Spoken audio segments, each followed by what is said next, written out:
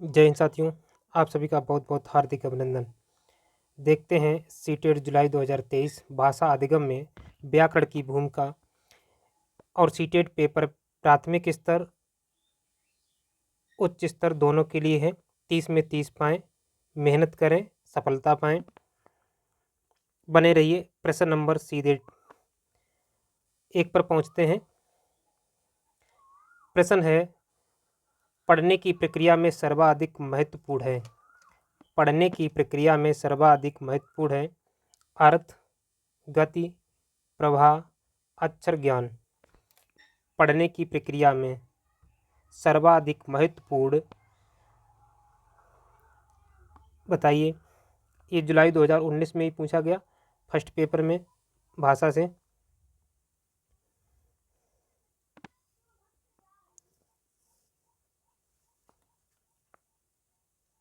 तो option number ए सही है इसमें। ऑप्शन नंबर ए सही है, क्योंकि अर्थबोध होना ही पढ़ना सही मायने में है। ठीक है, क्योंकि अगर अर्थबोध नहीं होगा तो पढ़ने का उद्देश्य ही अच्छा नहीं है। तो आप कहेंगे, लोग कहेंगे आप पढ़ ही नहीं पाते हैं। तो पढ़ने की प्रक्रिया में पूछा गया है। अक्षर ज्ञान तो शुरुआती भाषा में है, पढ़ने की प्रक्रिया पूछी गई है। ठीक है, जब आप पढ़ लेंगे गति तो ऑटोमेटिक होने जाएगी, प्रभा आप बाद में सीख पाएंगे। तो सबसे अच्छा है कि अगर आप पढ़ लेते हैं, अर्थ ही निकाल पाते हैं, तो आपका पढ़ने का सर्वाधिक महत्व पूछा गया तो अर्थ है। ठीक है, क्योंकि जो लिखा भी है राष्ट्रीय पाठ्यचर्या की रूपरेखा में पढ़ने को परिभाषित करते हुए लिखा गया, पढ़ना मात्र किताबी कौशल न होकर एक तहजीब और तरकीब है। ठीक है, क्योंकि पढ़ना एक तरकीब है। प्रश्न नंबर दूसरा है,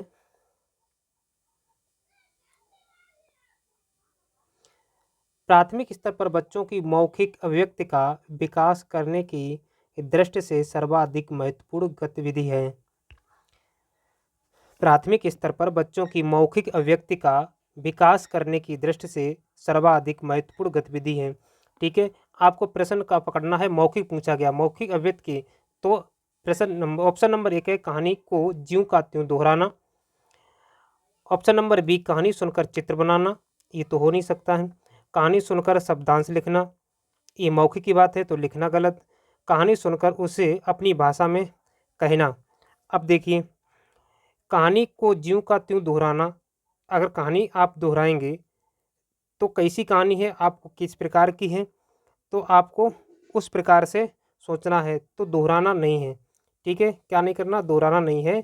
ऑप्शन नंबर सबसे बेस्ट डी है, कहानी सुनकर उसे अपनी भाषा में कहना। ये प्राथमिक स्तर के बच्चे की बात है। उस बच्चे से कहिए कि जो हमने कहानी सुनाई है उस कहानी को अपने हिसाब में, अपनी भाषा में, अपनी लैंग्वेज में हमें सुनाएं, हमें बताएं कि आपने, तो बच्चा उसे अपने हिसाब से व्यक्त करेगा।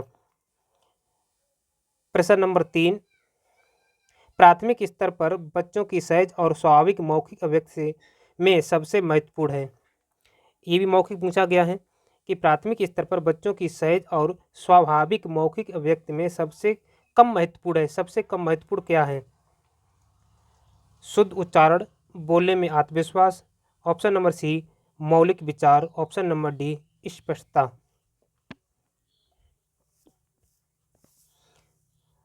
तो प्राथमिक स्तर पर बच्चों की सहज और स्वाभाविक मौखिक अभिव्यक्ति में ये नहीं तका जाता कि शुद्ध उच्चारण। ऑप्शन नंबर ए सही है। ठीक है, शुद्ध उच्चारण ये कम महत्वपूर्ण है। बच्चा शुद्ध उच्चारण कर पा रहा है या नहीं कर पा रहा, ये क्योंकि प्राथमिक स्तर के बच्चे हैं तो इसलिए। ठीक है, मौलिक विचार भी है, बोलने में आत्मविश्वास, स्पष्टता, ये सब हैं। अगला प्रश्न नंबर 4, आपके विचार से प्राथमिक स्तर पर उत्कृष्ट लेखन कार्य का उदाहरण है। उत्कृष्ट लेखन का कार्य पूछा गया है। तो ऑप्शन नंबर ए, छुट्टियां कैसे मनाई, इस विषय पर अनुच्छेद लिखना। ऑप्शन नंबर बी, मेरे सपनों का भारत विषय पर अनुच्छेद लिखना। ऑप्शन नंबर सी, पाठ्यपुस्तक से इतर कठिन शब्दों का श्रुत लेखन। ऑप्शन नंबर डी, किसी आंखों देखी घटना का लिखित वर्णन। आपके विचार से प्राथमिक स्तर पर उत्कृष्ट लेखन कार्य का उदाहरण कौन सा है?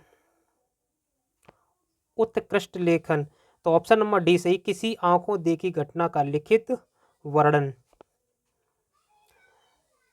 प्रश्न नंबर 5, बहुभाषिक कक्षाओं में बच्चे की घर की भाषा को स्थान देने की दृष्टि से कौन सा कार्य सर्वाधिक प्रभावी है? बच्चे की लैंग्वेज, जो घर की लैंग्वेज है, उसकी क्षेत्रीय भाषा है, तो अगर उसी ही प्राथमिकता दी जाएगी तो कौन सा कार्य सर्वाधिक प्रभावी होगा? ऑप्शन नंबर ए, हिंदी भाषा के शब्दों को अपनी भाषा में कहो। ऑप्शन नंबर बी, हिंदी भाषा के शब्दों को अपनी भाषा में लिखो। ऑप्शन नंबर सी, हिंदी भाषा में सुनी कहानी को अपनी भाषा में कहो। ऑप्शन नंबर डी, अपनी भाषा में अपनी पसंद का कोई गीत सुनाओ। क्या कहता है? बहुभाषित, बहुभाषित जानते हैं, बहुत भाषाओं कक्षाओं में बच्चे हैं, तो बच्चों से कहो कि घर की भाषा को स्थान देने की दृष्टि से कौन सा कार्य सर्वाधिक प्रभावी होगा।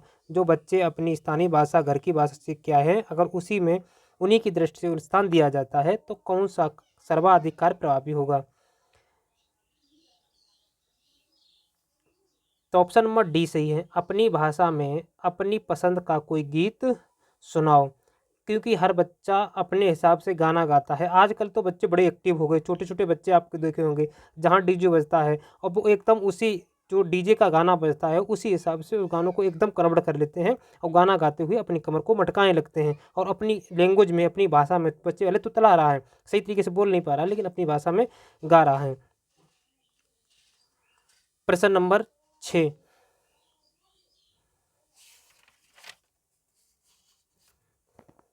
बच्चे अपनी बोलचाल की भाषा का अनुभव, यहाँ प्रश्न नंबर 6 है, ठीक है। बच्चे अपनी बोलचाल की भाषा का अनुभव करते किस हिसाब से? समाज, परिवार से प्राप्त करते हैं। बी, विद्यालय से प्राप्त करते हैं। सी, थोड़ा बहुत रखते हैं। डी, उपयुक्त में से कौन नहीं? उपयुक्त में से कौन नहीं? तो बच्चे अपनी बोलचाल की भाषा का अनुभव करते हैं, कहाँ से करते हैं? समाज से, परिवार से प्राप्त करते हैं। ऑप्शन नंबर ए सही है। पहले तो भैया समाज से ही, परिवार से ही करेंगे, उसके बाद विद्यालय से करेंगे, थोड़ा बहुत रखते भी, अब वो कहाँ से रखते हैं? जब घर से ही रखते हैं, ठीक है। तो ऑप्शन नंबर जो सटीक होता है सीटेड में वही आपको ऑप्शन देना होता है। ऑप्शन इसके बाद में बढ़ा देंगे, पहले प्रश्न पढ़ लीजिए। प्रश्न नंबर 7 है, पढ़ने की संस्कृति के विकास के क्रम में डैश डैश पठन को प्रोत्साहित किए जाने की आवश्यकता है। प्रश्न दोबारा पढ़िए, पढ़ने की संस्कृति के विकास के क्रम में, ये संस्कृति है, ठीक है, ये सभ्यता है, इसके माने क्या होता है? सभ्यता। तो डैश डैश पठनों को प्रोत्साहित किए जाने की आवश्यकता है। ऑप्शन कह रहा वैयक्तिक, ऑप्शन बी सस्वर, ऑप्शन सी मौन, ऑप्शन डी सामूहिक।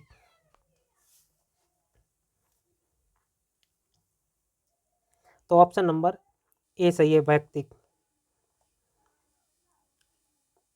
प्रश्न नंबर 8,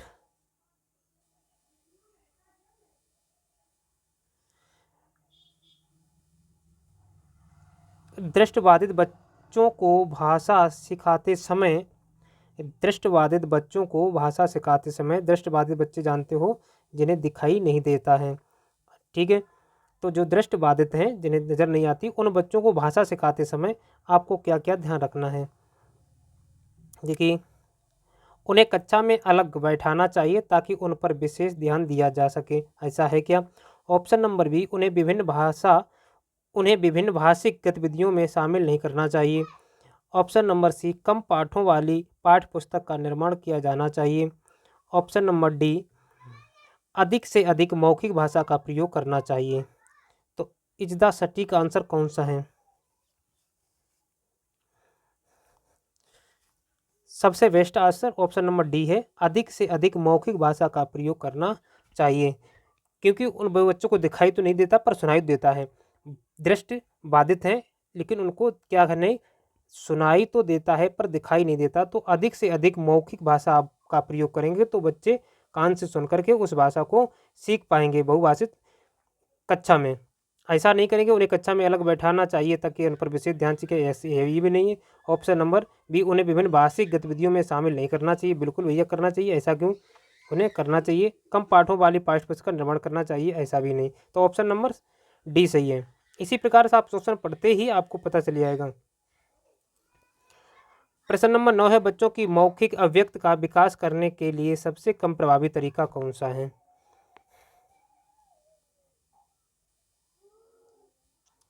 ऑप्शन नंबर ए व्याकरण आधारित संरचना अभ्यास, ऑप्शन नंबर बी अपने अनुभवों का वर्णन, ऑप्शन नंबर सी बातचीत करना, ऑप्शन नंबर डी संवाद अदायगी।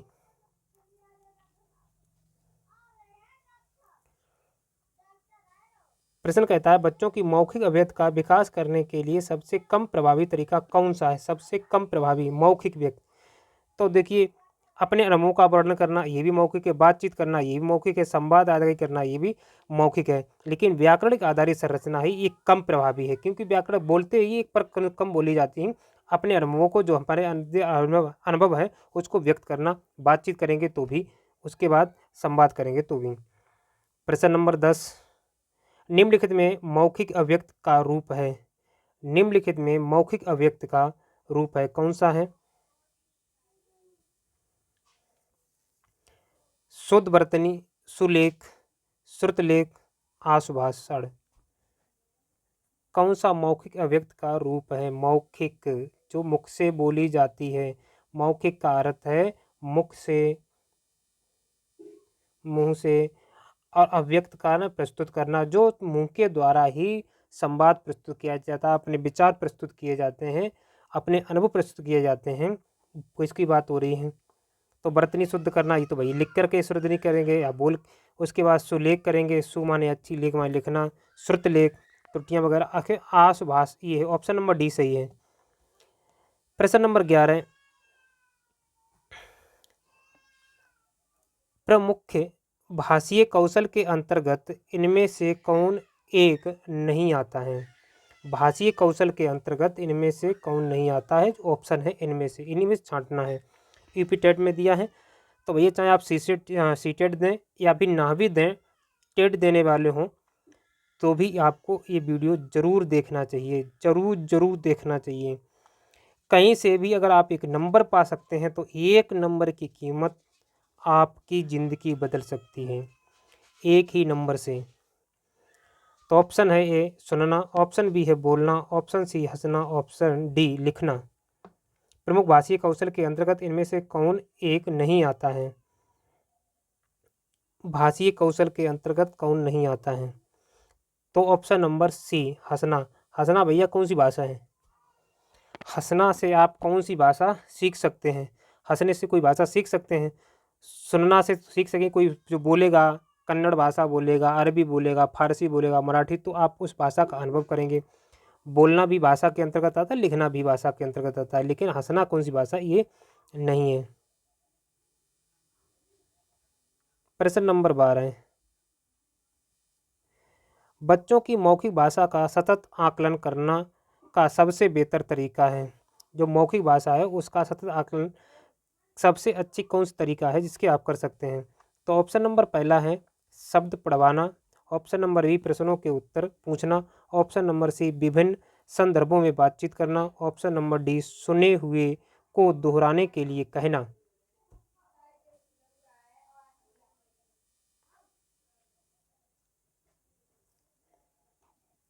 बताइए जल्दी फटाफट एकदम। तो ऑप्शन नंबर सी सही है, विभिन्न संदर्भों में बातचीत करना। ये मौखिक भाषा का सतत आकलन करने की एक तरीका है। किसी को कैसे आप जानेंगे उसकी भाषा किस प्रकार की है, वो किस प्रकार से बोलता है?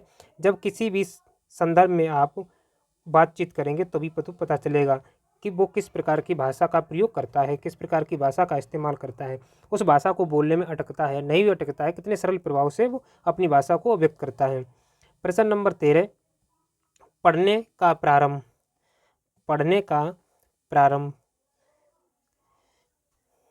ये 13 में पूछा गया प्रश्न है। ऑप्शन नंबर ए है वर्णमाला से होना चाहिए। पढ़ने का आरंभ, वो सॉरी, पढ़ने का आरंभ या प्रारंभ कहाँ से करेंगे? वर्णमाला से होना चाहिए, कहानियों से होना चाहिए, कविताओं से होना चाहिए, ऑप्शन नंबर डी अर्थपूर्ण सामग्री से होना चाहिए। पढ़ने का प्रारंभ किस प्रकार से होना चाहिए? तो ऑप्शन नंबर डी सबसे बेस्ट आंसर, अर्थपूर्ण सामग्री से होना चाहिए। तो अब आपको ध्यान रखना है अर्थ वाली चीज़, कि पढ़ने किस प्रकार से पढ़ना सबसे बेहतर है, तो अर्थपूर्ण चीज़ों से पढ़ना बेहतर है। प्रश्न नंबर 14,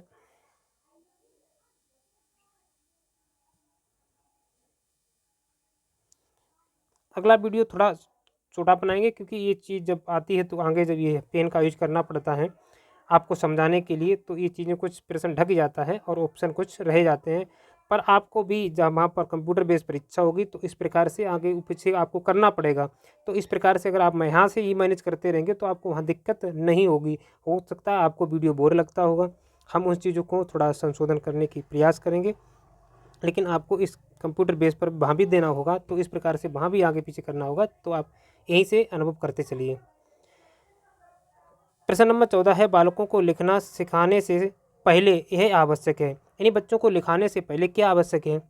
उसे अक्षर सिखाना, अक्षर सिखाएंगे पहले, 12 घड़ी सिखाना है, लेखन संबंधी जिज्ञासा उत्पन्न करना है, उनको क्रियाशील बनाना है।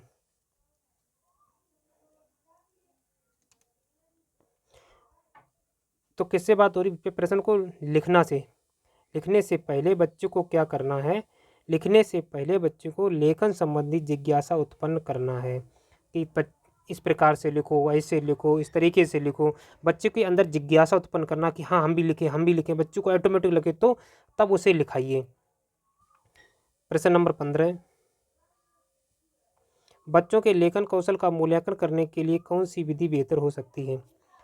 बच्चों के लेखन कौशल का मूल्यांकन करने के लिए कौन सी विधि बेहतर हो सकती है? लेखन कौशल, लिखने से संबंधित कौन सा मूल्यांकन विधि सबसे बेहतर हो सकती है?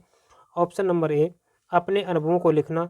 ऑप्शन नंबर बी, श्रुत लेख। ऑप्शन नंबर सी, पाठ आधारित प्रश्नों के उत्तर लिखना। ऑप्शन नंबर डी, सुंदर लेख अभ्यास।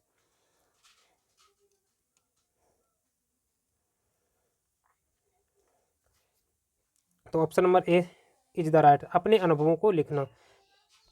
देखो सीटेट में जो बच्चे द्वारा जो चीज़ें अभिव्यक्त हैं वो अभिव्यक्त कर सकता है, उनको ही सिरों पर रखना है। आपका सीटेट कोई नहीं रोक सकता है क्वालिफाई होने से, ये मेरा वादा है। प्रश्न नंबर 16, भाषा के अव्यक्तात्मक कौशल हैं। भाषा के अव्यक्तात्मक कौशल हैं, कौन कौन से भाषा के कौशल हैं अव्यक्त कर सकते हैं? तो ऑप्शन नंबर ए, सुनना, बोलना, बोलना लिखना, पढ़ना लिखना, सुनना पढ़ना। भाषा के अभिव्यक्तात्मक कौशल हैं, किस माध्यम से भाषा को अभिव्यक्त किया जाता है? तो ये सबरे माध्यम आपको लगते होंगे कि तो सबरे भैया, पढ़ना लिखना भी भाषा का कोई माध्यम होता है, बोलना लिखना भी माध्यम होता है, सुनना पढ़ना भी है। तो पहले क्या होता है? ऑप्शन नंबर ए सही है, सुनना बोलना। देख लीजिए, सुनना बोलना अभिव्यक्तात्मक कौशल है, तरीका है। सुनो और फिर बोलो, ये सबसे अच्छा तरीका है, क्योंकि अपने जो भी अनुभव हैं उन अनुभवों को अपने तरीके से आप लिखेंगे तो इससे बेहतर कोई मूल्यांकन नहीं हो सकता। अपने अनुभवों को लिखना, बस उसी को प्रस्तुत करना है। प्रश्न नंबर 17, लिखित भाषा का प्रयोग। लिखित भाषा का प्रयोग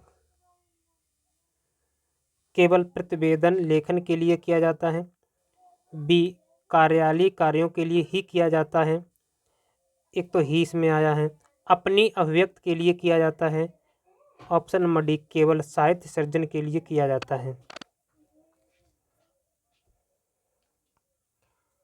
लिखित भाषा का प्रयोग किस लिए किया जाता है?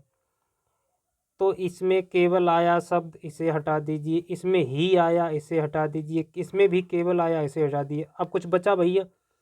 कुछ भी न आता हो, कुछ भी न आता हो फिर भी देख लीजिए, सब कट गए, बचा option number C is the right answer. Option number C, अपनी अव्यक्त के लिए किया जाता है।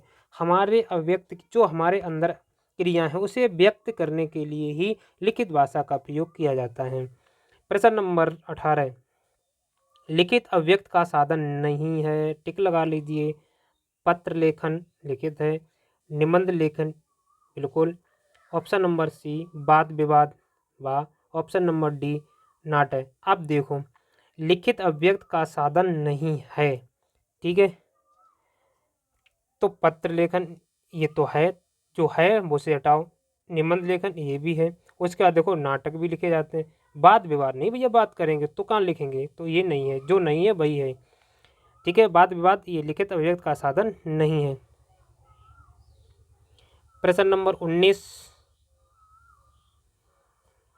हिंदी भाषा की कक्षा में मोना लिखते समय कठिनाई का अनुभव करती है, यह समस्या किससे संबंधित है। हिंदी भाषा की कक्षा में मोना लिखते समय कठिनाई का अनुभव करती है, यह समस्या किससे संबंधित है।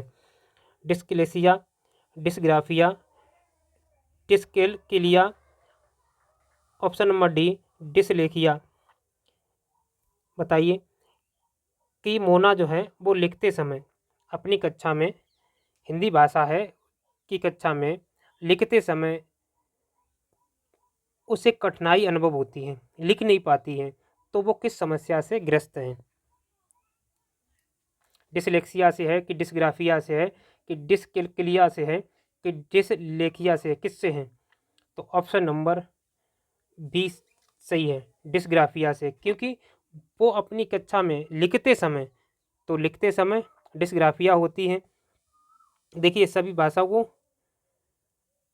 कौन बीमारी है, डिस्लेक्सिया पढ़ने से संबंधित होती है, ठीक है, डिसलेक्सिया किससे संबंधित होती है, ये बीमारियां होती हैं, पढ़ने से संबंधित होती हैं, और डिस्कैल्कुलिया ये गणना से संबंधित होती है। याद करिए, डिस्कैल्कुलिया यानी कैलकुलेटर करते हैं तो गणना होती है, तो डिस्कैल्कुलिया याद करिए गणना से, ठीक है, किससे करेंगे, गणना से, तो याद रखिए बीमारी। और आगे बताएंगे कौन कौन सी बीमारी किस किस से संबंधित होती हैं। प्रश्न अगला, प्रश्न नंबर 20, लेखन कुशलता का विकास करने में सबसे कम महत्वपूर्ण है, लेखन कुशलता का विकास करने में सबसे कम महत्वपूर्ण है। हम आपको ऑप्शन अपना खुद चुनने के लिए टाइम देते हैं, तब तक आप अपना ऑप्शन खुद चुन करके और हमें आंसर दिया करें। ऑप्शन नंबर ए प्रतिलिपि, ऑप्शन नंबर बी अधूरी कहानी को पूरा करना, ऑप्शन नंबर सी कहानी कविता आदि का सृजनात्मक लेखन, ऑप्शन नंबर डी आंखों देखी घटनाओं को लिखना। लेखन कुशलता का विकास क्रम सबसे बेस्ट या सबसे कम पूछा गया, इसमें क्यों सबसे कम पूछा गया है, ठीक है, सबसे कम पूछा गया, तो कौन सा है, तो प्रतिलिप, ऑप्शन नंबर ए प्रतिलिप जो है लेखन कुशलता का सबसे विकास करने में सबसे कम महत्वपूर्ण है, अन्य विकल्प कुशलता के विकास के लिए महत्वपूर्ण होते हैं। प्रश्न नंबर 21, सुहास पढ़ते समय कठिनाई का अनुभव करता है, सुहास पढ़ते समय कठिनाई का अनुभव करता है, वह डेड डेज से ग्रस्त है, किस बीमारी से ग्रस्त है, ठीक है। अभी आप मोना देखी थी तो किससे, लिखने से संबंधित थी, तो वो लिख नहीं पाती थी, तो डिस्लेक्सिया से है, ठीक है, लेकिन ये पढ़ नहीं पाता है, सुहास पढ़ते समय कठिनाई का अनुभव, तो किस बीमारी से ग्रस्त है, option number A dysgraphia, dyslexia, option number C dyscalculia, option number D dysthymia, तो ऑप्शन नंबर बी सही है, डिसलेक्सिया से संबंधित है। आपको चलो आगे दिखा देते हैं इसका विश्लेषण। देखिए सुहास डिसलेक्सिया से ग्रस्त है, डिसलेक्सिया पठन विकार है, किससे, डिसलेक्सिया पठन विकार है। इसी तरह डिस्ग्राफिया लिखने में कठिनाई, डिस्ग्राफिया यानी रेखा बनाते लिखने से, तो लिखने से ग्रस्त होता है। डिस्कैल्कुलिया यानी गणना से कठिनाई से संबंधित विकार है, और डिस्थीमिया एक प्रकार का मानसिक अवसाद है। डिस्थीमिया क्या है, एक प्रकार का मानसिक अवसाद है, मानसिक विकार है। प्रश्न नंबर 22, लिखना क्या है, एक तरह की बातचीत ही है, ऑप्शन नंबर बी एक यांत्रिक कौशल है, ऑप्शन नंबर सी अत्यंत जटिल कौशल है, ऑप्शन नंबर डी पढ़ना के बाद सीखा जाता है। लिखना क्या है, पढ़ना के बाद सीखा जाता है, ऐसा तो नहीं भैया, लिखने की बात हो रही है, हो सकता है पढ़ने के बाद सीखा जाता हो, लेकिन लिखना है क्या, एक तरह की बातचीत ही है। ऑप्शन नंबर ए सही है। देखिए, लिखना एक तरह की बातचीत है क्योंकि बच्चा लिखने के माध्यम से भी अपनी बात को बताता है।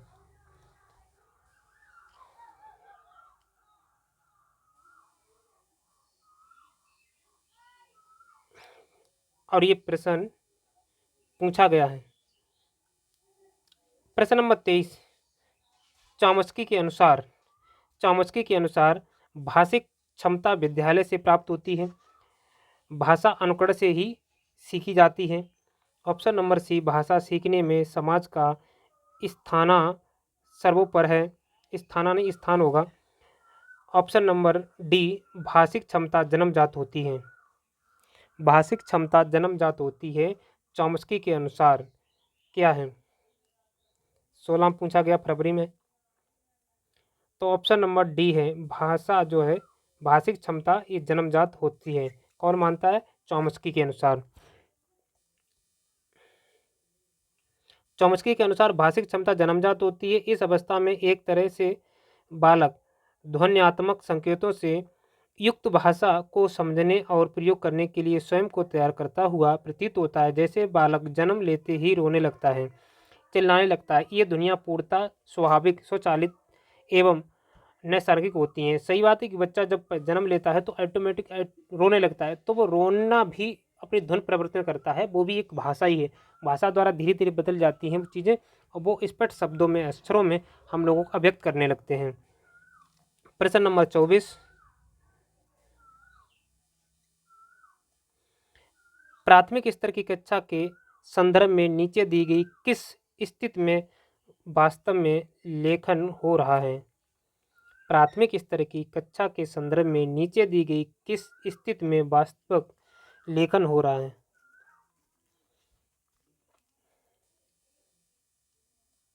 ऑप्शन नंबर ए, श्याम पट पर लिखे हुए को समझकर लिख रहे। ऑप्शन नंबर बी, दो दो के समूह में चर्चा करने के बाद विद्यार्थी अपनी अपनी पुस्तका में लिख रहे पुस्तक होगा। ऑप्शन नंबर सी, पाठ्य पुस्तक से देखकर बोल बोल कर लिख रहे। ऑप्शन नंबर डी, पाठ्य पुस्तक से पढ़कर याद करके लिख रहे हैं। अब देखो प्रश्न पढ़ो। प्रश्न क्या कहता है? प्राथमिक स्तर की कक्षा के संदर्भ में नीचे दी गई किस स्थिति में वास्तव में लेखन हो रहा है? प्राथमिक स्तर की बात हो रही है, तो बच्चा देखो क्या करेगा, श्याम पट पर लिखे हुए को समझ कर लिखेगा। ठीक है, यानी बच्चा क्या करेगा, जो श्याम पट पर चीज़ें लिखी हैं उसे समझ कर लिखेगा, ये वास्तविक है या नहीं है। उसके बाद दो दो के समूह में चर्चा करने के बाद विद्यार्थी अपनी अपनी पुस्तक में लिख रहे हैं, तो इससे बढ़िया ऑप्शन नहीं लगता है कि दो दो के समूह में चर्चा करेंगे, चर्चा करने के बाद उसी पर डिस्कशन करने के बाद बच्चे अपनी अपनी अभ्यास पुस्तिका पे लिखेंगे। ऑप्शन नंबर सी कहता है पाठ्य पुस्तक से देख कर बोल बोल कर लिख रहे हैं, ये तो वही गलत है। पाठ्य पुस्तक से पढ़कर याद करके लिख करें, ये भी सही। वास्तविक लेखन की बात हो रही है, ये तो नकलची हुए, ये भी नकलची हुए, तो यही ऑप्शन नंबर बी सही है। ऑप्शन नंबर बी सही है।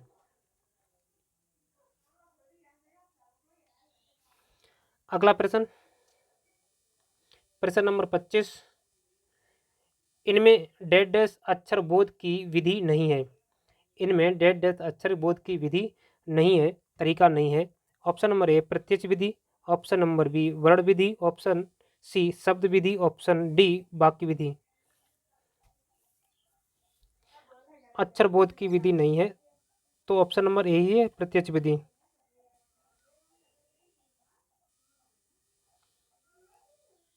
प्रश्न नंबर 26, बच्चों की सशक्त लेखन क्षमता का परिचायक है।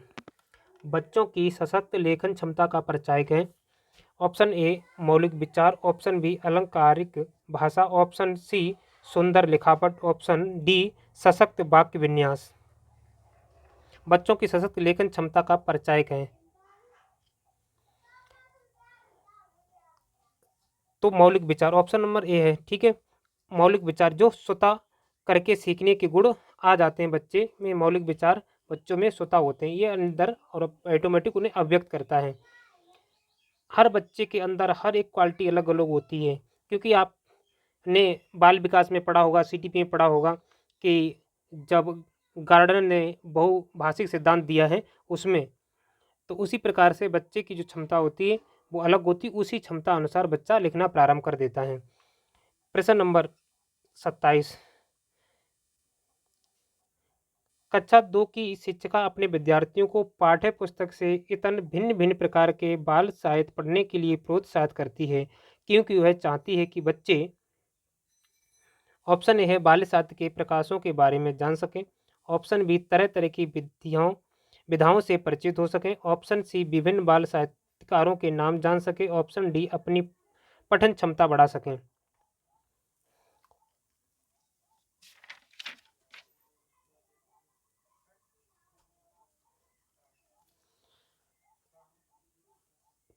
प्रश्न को अच्छी तरीके देख लीजिए, पढ़ लीजिए, आपके लिए मौका है, हम समय देते हैं।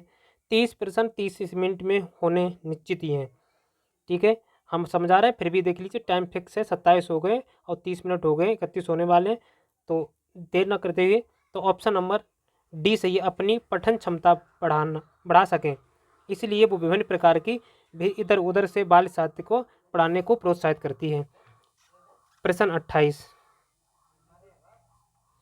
बाणी डेढ़ होती है और लिखित भाषा का तुलनात्मक काफ़ी तेजी से बदलती रहती है। ऑप्शन ए स्तर, ऑप्शन बी अस्थाई, ऑप्शन सी स्थाई, ऑप्शन डी गौड़। वो कहता है बाणी डेढ़ होती है और लिखित भाषा की तुलना में काफ़ी तेजी से बदलती रहती है, बहुत ये अस्थाई होती है, ठीक है, क्यों, जो बाणी होती है वो भाषा होती है बदलती रहती है, बाणी की भाषा लिखित के तौर से अधिक ही अस्थाई होती है। प्रश्न नंबर 29, भाषा और विचार के संदर्भों की चर्चा में अग्रणी है, भाषा और विचार के संदर्भों भाषा और विचार के संबंधों की चर्चा में अग्रणी है। Option A Skinner, option B Chomsky, option C Vygotsky, option D पियाजे। भाषा और विचार के संबंधों की चर्चा में अग्रणी है, भाषा और विचार के संबंध में, तो ऑप्शन नंबर सी सही है, वाइगोत्स्की, भाषा और विचार के संदर्भ में, ठीक है, भाषा और विचार के संदर्भ में वाइगोत्स्की जी हैं। देखिए, भाषा और विचार के संबंधों की चर्चा में चॉम्स्की अग्रणी हैं, आशय यह है कि भाषा विकास के संबंधित सिद्धांत चॉम्स्की ने दिए हैं, भाषा और विकास के सिद्धांत किसने दिए हैं, बाई चॉम्स्की ने दिए हैं। स्किनर ने क्या दिया है, क्रिया प्रसूत का अनुकूलन का सिद्धांत किसने दिया है, स्किनर ने। वाइगोत्स्की सामाजिक विकास का सिद्धांत दिया है, पियाजे ने संज्ञानात्मक विकास का सिद्धांत दिया है। संज्ञानात्मक विकास का सिद्धांत पूछे जाए तो पियाजे ने, सामाजिक विकास का सिद्धांत तो वाइगोत्स्की ने दिया है, ठीक है, और चॉम्स्की में क्या दिया है, भाषा विकास का संबंध सिद्धांत दिया हुआ है। प्रश्न नंबर 30, दुभाषिक बच्चे डेढ़ विकास, सामाजिक सहिष्णुता और डेढ़ चिंतन में अपेक्षाकृत बेहतर होते हैं।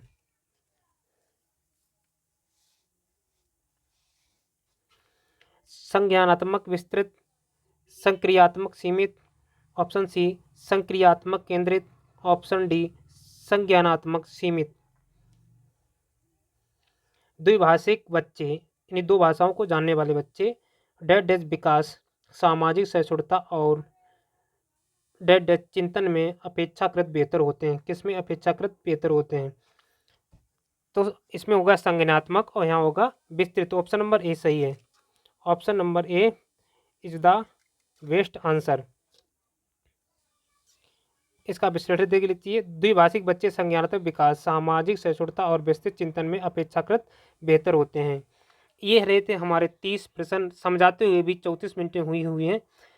आपको इसी स्पीड से और थोड़ी स्पीड बढ़ाते हुए आपको हर प्रश्न पर 1 ही मिनट मिलती है, तो उसको ध्यान रखते हुए कंप्यूटर बेस्ड आपको परीक्षा देनी है, हमारी बातों को समझना है। भले हमारा वीडियो आपको अच्छा ना लगता हो, अपनी योग्यता के लिए, अपनी योग्यता को बढ़ाने के लिए, अपने सिलेक्शन लेने के लिए, इस सीटेट को क्रैक करने के लिए आप किसी की वीडियो देख सकते हैं। पढ़ाई आपकी बेहतर होनी चाहिए।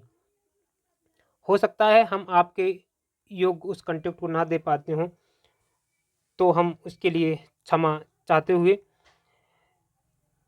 हम फिर भी प्रयास करेंगे आपको अच्छा से अच्छा बेहतर कर सकें और आपको अच्छा से अच्छा दे सकें। अगर आप मेरे चैनल पर पहली बार आए हुए हैं तो चैनल को सब्सक्राइब अवश्य कर लें, क्योंकि हम शिक्षा से संबंधित किसी न किसी तरीके की वीडियो आप तक पहुंचाते रहेंगे। आप किसी की भी तैयारी करते हो, हम हर सब्जेक्ट का अ, प्रयास करते हुए आप तक लाने का प्रयास करेंगे, हर संभव कोशिश करेंगे। इसी के साथ जय हिंद, जय भारत।